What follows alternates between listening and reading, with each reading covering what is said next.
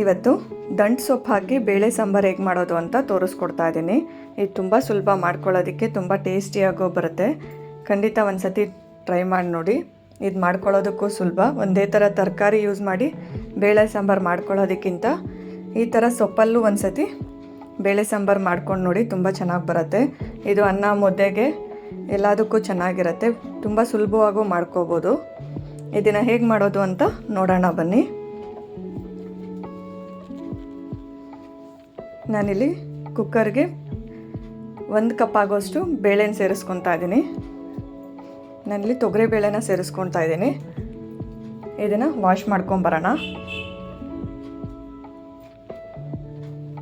ಈಗ ಬೇಳೆ ಬೇಯಷ್ಟು ನೀರನ್ನ ಸೇರಿಸ್ಕೊತಾ ಇದ್ದೀನಿ. ಹಾಗೆ 1 ಚಿಟಿಕೆ ಅರಿಶಿನ ಸೇರಿಸ್ಕೊತಾ ಇದ್ದೀನಿ. ಈಗೆಲ್ಲ ಒಂದು ಸತಿ ಮಿಕ್ಸ್ ಮಾಡ್ಕೊಳ್ಳೋಣ. ಈಗ ಕುಕ್ಕರ್ ಮುಚ್ಚಳ ಮುಚ್ಚಿ 3 ವಿಸಿಲು ಕೂಗಿಸ್ಕೊಳ್ಳೋಣ. ಈಗ ಒಗ್ಗರಣೆಗೆ ಬಾಣಲಿನ ಇಟ್ಕೊಂಡಿದ್ದೆ. ಅದಕ್ಕೇ 2-3 ಟೇಬಲ್ ಸ್ಪೂನ್ ಆಗೋಷ್ಟು ಎಣ್ಣೆನ ಸೇರಿಸ್ಕೊತಾ ಇದ್ದೀನಿ. ನೋಡಿ, ಎಣ್ಣೆ ಕಾಯ್ತಾ ಇದೆ. ಇದಕ್ಕೇ ಸಾಸಿವೆನ ಸೇರಿಸ್ಕೊತಾ ಇದ್ದೀನಿ, ಒಂದು ಅರ್ಧ ಟೇಬಲ್ ಸ್ಪೂನ್ ಆಗೋಷ್ಟು. ಹಾಗೆ ಜೀರಿಗೆನ ಸೇರಿಸ್ಕೊತಾ ಇದ್ದೀನಿ, ಅದು ಅಷ್ಟೇ ಒಂದು ಅರ್ಧ ಟೇಬಲ್ ಸ್ಪೂನ್ ಆಗೋಷ್ಟು. ಒಂದು ಸ್ವಲ್ಪ ಕರಿಬೇವನ್ನ ಸೇರಿಸ್ಕೊತಾ ಇದ್ದೀನಿ. 1 ಈರುಳ್ಳಿನ ಈ ಥರ ಸಣ್ಣದಾಗಿ ಕಟ್ ಮಾಡಿ ಸೇರಿಸ್ಕೊತಾ ಇದ್ದೀನಿ. ಹಾಗೆ ಬ್ಯಾಡಗೆ ಮೆಣಸಿನ್ಕಾಯಿನ ಸೇರಿಸ್ಕೊತಾ ಇದ್ದೀನಿ, ಒಂದು 4-5 ಸಾಕಾಗತ್ತೆ. ಈಗ ಈರುಳ್ಳಿನೆಲ್ಲ ಚೆನ್ನಾಗಿ ಫ್ರೈ ಮಾಡ್ಕೋಬೇಕು. ಅದರಲ್ಲಿರೋ ಹಸಿ ವಾಸನೆ ಹೋಗೋ ಗಂಟನೂ ಚೆನ್ನಾಗಿ ಫ್ರೈ ಮಾಡ್ಕೋಬೇಕಾಗತ್ತೆ. ಇದಕ್ಕೇ ಹಿಂಗನ್ನು ಸೇರಿಸ್ಕೊತಾ ಇದ್ದೀನಿ ಒಂದು ಸ್ವಲ್ಪ. ಈಗೆಲ್ಲ ಒಂದು ಸತಿ ಮಿಕ್ಸ್ ಮಾಡ್ಕೊಳ್ಳೋಣ.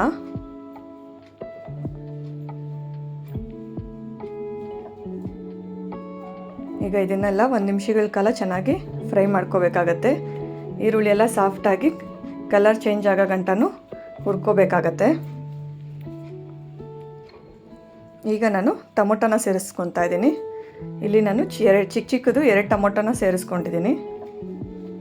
ಟೊಮೊಟೊನೂ ಅಷ್ಟೇ ಚೆನ್ನಾಗಿ ಸಾಫ್ಟ್ ಆಗಬೇಕು, ಅಲ್ಲಿ ಗಂಟನೂ ಚೆನ್ನಾಗಿ ಬೇಯಿಸ್ಕೊಳ್ಳಿ.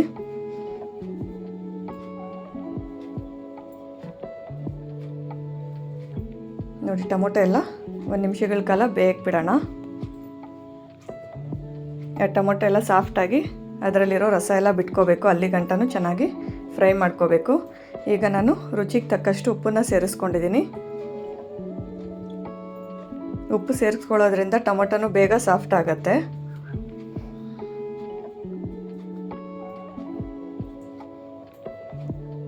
ನೋಡಿ, ಈಗ ನಾನು ಟೊಮೊಟೊನೆಲ್ಲ ಚೆನ್ನಾಗಿ ಸಾಫ್ಟ್ ಆಗೋ ಗಂಟನೂ ಚೆನ್ನಾಗಿ ಹುರ್ಕೊತಾ ಇದ್ದೀನಿ.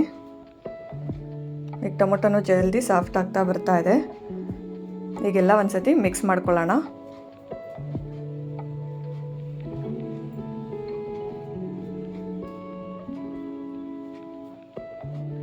ನೋಡಿ, ಈಗ ನಾನು ಟೊಮೊಟೊನೆಲ್ಲ ಚೆನ್ನಾಗಿ ಸಾಫ್ಟ್ ಆಗೋ ಗಂಟನೂ ಬೇಯಿಸ್ಕೊಂಡಿದ್ದೀನಿ.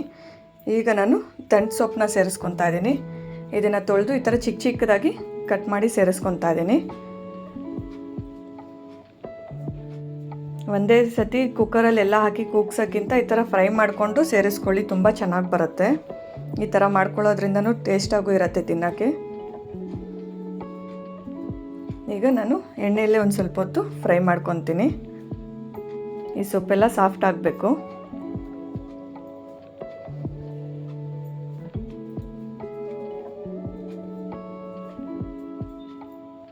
ನೋಡಿ, ಈಗ ನಾನು ಸೊಪ್ಪೆಲ್ಲ ಚೆನ್ನಾಗಿ ಸಾಫ್ಟ್ ಆಗೋ ಗಂಟನೂ ಬೇಯಿಸ್ಕೊತೀನಿ. ಇದನ್ನು 1-2 ನಿಮಿಷಗಳ ಕಾಲ ಚೆನ್ನಾಗಿ ಬೇಯಿಸ್ಕೋಬೇಕಾಗತ್ತೆ.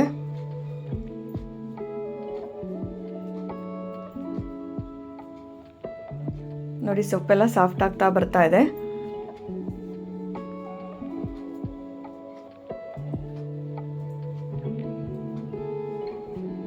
ನೋಡಿ, ಈಗೆಲ್ಲ ನಾನು ಚೆನ್ನಾಗಿ ಮಿಕ್ಸ್ ಮಾಡ್ಕೊತಾ ಇದ್ದೀನಿ.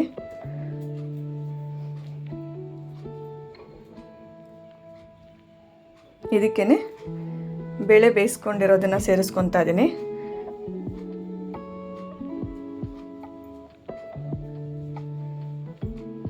ಈಗ ನೋಡಿ ಎಲ್ಲ ಒಂದು ಸತಿ ಮಿಕ್ಸ್ ಮಾಡ್ಕೊಳ್ಳೋಣ. ಇದನ್ನು ಸ್ಮ್ಯಾಶ್ ಮಾಡ್ಕೊಂಡು ಮಿಕ್ಸ್ ಮಾಡ್ಕೊಳ್ಳಿ. ಆ ಸೊಪ್ಪು ಜೊತೆ ಎಲ್ಲ ಹೊಂದ್ಕೊಳ್ಳುತ್ತೆ. ನೋಡಿ, ತಳ ಹಿಡಿದಿರಂಗೆ ಚೆನ್ನಾಗಿ ಮಿಕ್ಸ್ ಮಾಡ್ಕೊಳ್ಳಿ.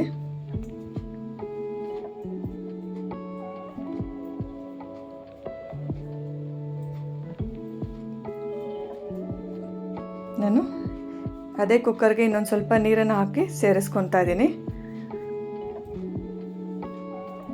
ಈಗ ನಿಮಗೆ ನೀರು ಎಷ್ಟು ಬೇಕೋ ಅಷ್ಟು ನೋಡಿಕೊಂಡು ಸೇರಿಸ್ಕೊಳ್ಳಿ. ಈಗ ನನಗೆ ಇನ್ನೂ ಸ್ವಲ್ಪ ಗಟ್ಟಿ ಅನ್ನಿಸ್ತು.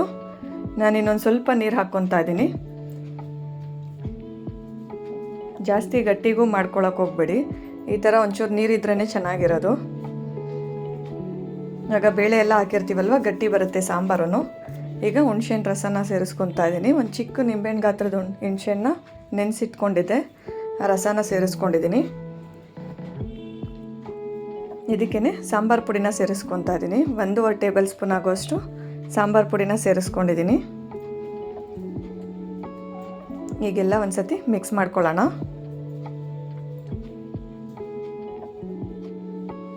ನೋಡಿ, ಈಗ ಕುದೀತಾ ಕುದೀತಾ ಸಾಂಬಾರು ಸ್ವಲ್ಪ ಗಟ್ಟಿ ಬರುತ್ತೆ. ಈಗ ಉಪ್ಪನ್ನ ಸೇರಿಸ್ಕೊತಾ ಇದ್ದೀನಿ. ಆಲ್ರೆಡಿ ನಾವು ಸ್ವಲ್ಪ ಉಪ್ಪನ್ನ ಹಾಕ್ಕೊಂಡಿದ್ವಿ. ಈಗ ನೋಡಿಕೊಂಡು ಸೇರಿಸ್ಕೊಳ್ಳಿ. ಈಗೆಲ್ಲ ಒಂದು ಸತಿ ಮಿಕ್ಸ್ ಮಾಡ್ಕೊತಾ ಇದ್ದೀನಿ. ಉಪ್ಪೆಲ್ಲ ಚೆನ್ನಾಗಿ ಕರಗಬೇಕು. ಈಗ ಇದನ್ನೊಂದು 2 ನಿಮಿಷಗಳ ಕಾಲ ಚೆನ್ನಾಗಿ ಕುದಿಸ್ಕೊಳ್ಳೋಣ. ನೋಡಿ, 1-2 ನಿಮಿಷಗಳ ಕಾಲ ಚೆನ್ನಾಗಿ ಕುದಿಸ್ಕೊಂಡಿದ್ದೀನಿ. ಈಗ ನಾನು ತೆಂಗಿನ ತುರಿನ ಸೇರಿಸ್ಕೊತಾ ಇದ್ದೀನಿ. ಈ ಥರ ತೆಂಗಿನಕಾಯಿನ ತುರ್ಕೊಂಡು ಸೇರಿಸ್ಕೊಳ್ಳೋದ್ರಿಂದ ಸಾಂಬಾರನ್ನು ಟೇಸ್ಟಿಯಾಗಿ ಬರುತ್ತೆ. ಹಾಗೆ ಒಂದು ಸ್ವಲ್ಪ ಕೊತ್ತಂಬರಿನೂ ಸೇರಿಸ್ಕೊತಾ ಇದ್ದೀನಿ. ಈಗೆಲ್ಲ ಒಂದು ಸತಿ ಮಿಕ್ಸ್ ಮಾಡ್ಕೊಳ್ಳೋಣ.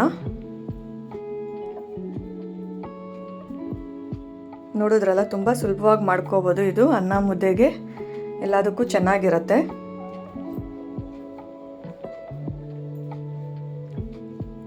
ಇದೇ ಥರ ಸಿಂಪಲ್ ರೆಸಿಪಿಗಾಗಿ ನನ್ನ ಚಾನಲ್ನ ಫಾಲೋ ಮಾಡ್ಕೊಳ್ಳಿ.